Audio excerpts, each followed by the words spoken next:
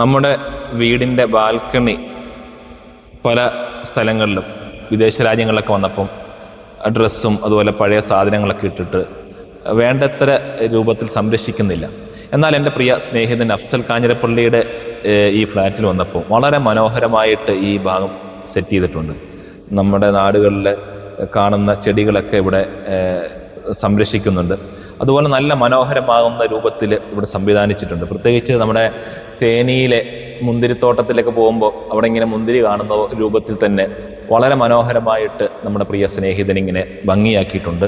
അള്ളാഹു ഈ വീട്ടിലും കുടുംബത്തിലും ഐശ്വര്യം നൽകട്ടെ. നമ്മുടെ വീടുകളിൽ വേസ്റ്റുകളും ആവശ്യമില്ലാത്ത സാധനങ്ങളെല്ലാം അതിങ്ങനെ കെട്ടിക്കിടന്നാൽ, അത് അലക്ഷ്യമായിട്ട് ഇട്ട് കഴിഞ്ഞാൽ നമ്മുടെ വീട്ടിൽ ദാരിദ്ര്യം ഉണ്ടാകാൻ കാരണമാവും.